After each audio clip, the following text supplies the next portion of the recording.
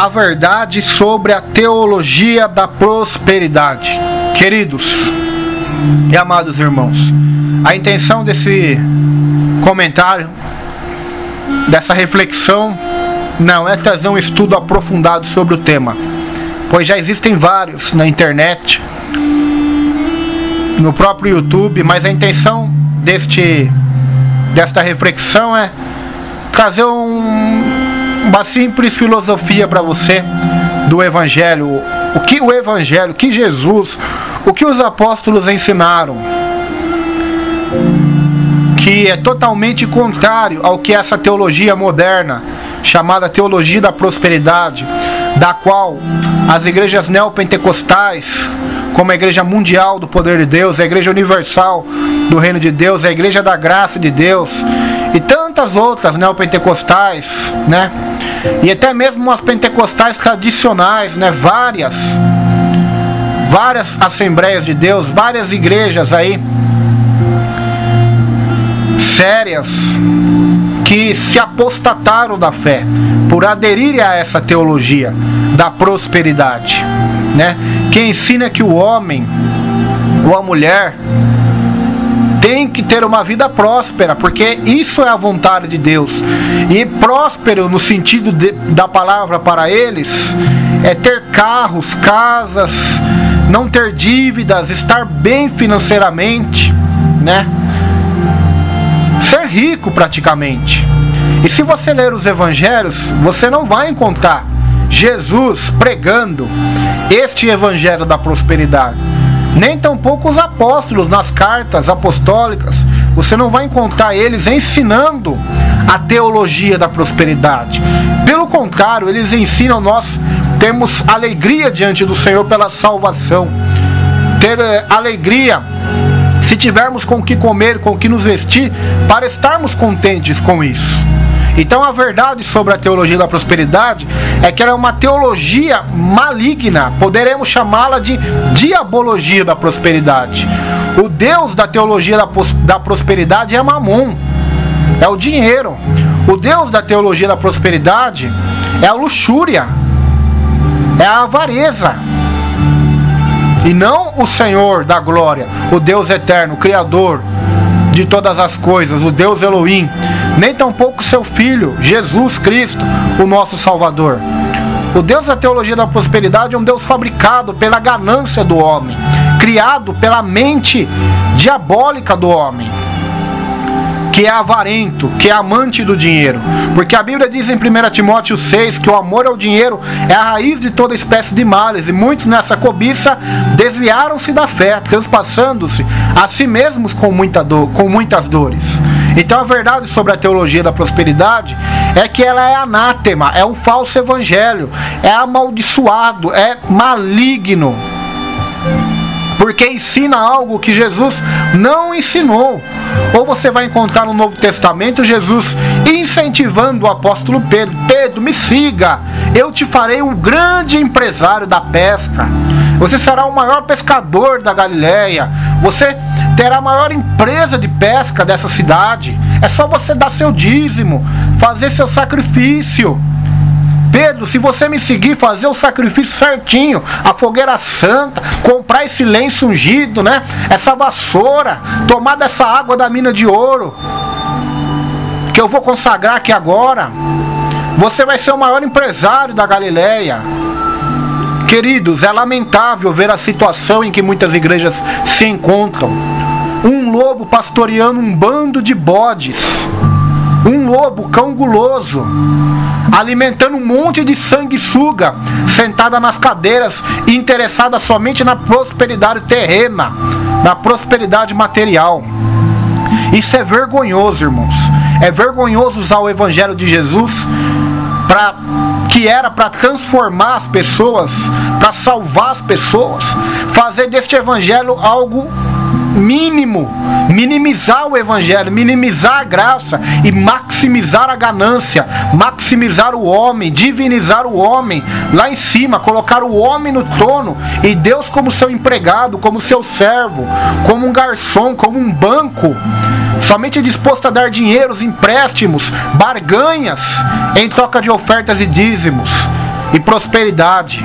Queridos, a teologia da prosperidade, a raiz dela é toda espécie de males, e muitos nessa cobiça já se desviaram da fé. Infelizmente, Jesus nunca pregou essa teologia maldita da prosperidade.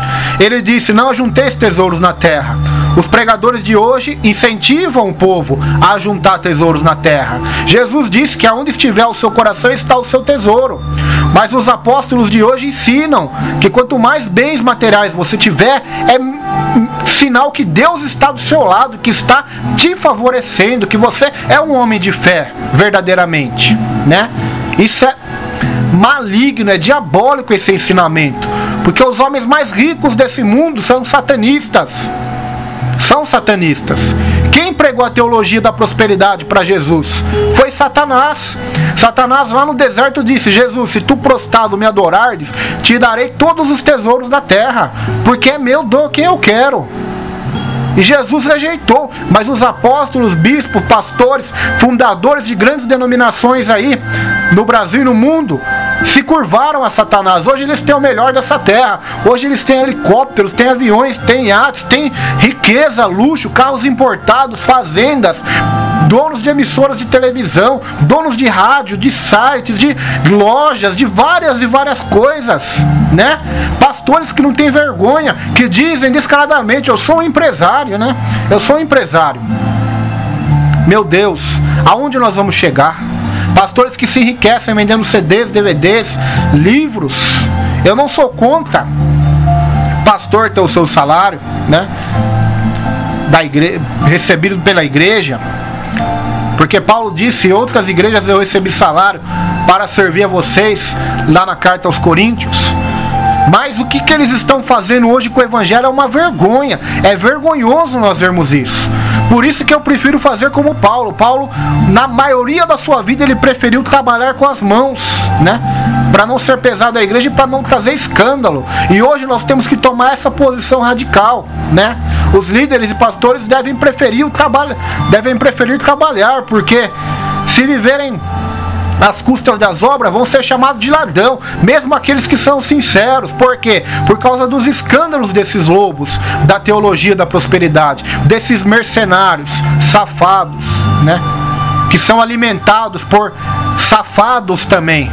Por que safados? Porque são pessoas que querem usar Deus para ganhar dinheiro, né? Uns usam Deus para ganhar dinheiro pregando, outros usam a sua ida à igreja, o seu dízimo, o seu sacrifício, a sua eu vou fazer campanha na igreja para mim prosperar, né? Para Deus mudar minha história, para Deus me dar riquezas. Então são safados pregando e safados ouvindo. Ou seja, Deus está dando a eles o que eles merecem. Eles estão plantando e estão colhendo o seu plantio. Falsos profetas, como disse o pastor americano Paul Usher, são o juízo de Deus sobre esse povo. Então esse povo é enganado por falsos profetas, pela teologia da prosperidade, porque é um povo avarento, é um povo materialista, é um povo que só pensa em dinheiro. Por isso que são enganados, por isso que essas igrejas estão amontoadas com milhares e milhões de seguidores, porque pregam o que os sanguessugas querem ouvir, que é a teologia da prosperidade. Que Deus tenha misericórdia desse povo. A Bíblia diz em Tiago: Deus escolheu os pobres deste mundo para serem ricos na fé e herdeiros do reino que Ele prometeu àqueles que o amam. Então nós cremos na palavra do Senhor, nós cremos no Evangelho do Senhor, né? Que é a verdade. Jesus é o caminho, a verdade e a vida. Bem-aventurado é os pobres, porque deles é o reino dos céus, diz lá em Lucas. Então nós devemos vigiar, né? Prosperidade significa na Bíblia você ter o que comer, o que beber, com o que se vestir. Você já é próspero, né? E se você tem essas coisas, é alegre e tem a certeza da salvação, o nome escrito no livro da vida, você é o mais próspero desse mundo, né? Ou até mesmo se você passar fome, sede por causa de Cristo, do Evangelho, você é a pessoa mais rica do mundo, porque a sua riqueza está no outro mundo, o seu tesouro está no outro mundo. Então essa é a nossa fé. Devemos tomar cuidado com essa teologia da prosperidade.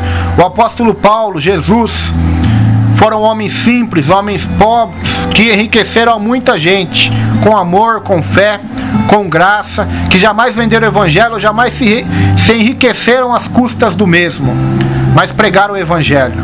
Agora esse evangelho pregado hoje, da prosperidade, é maldito, é do Deus Mamon, né? E só há um mediador entre Deus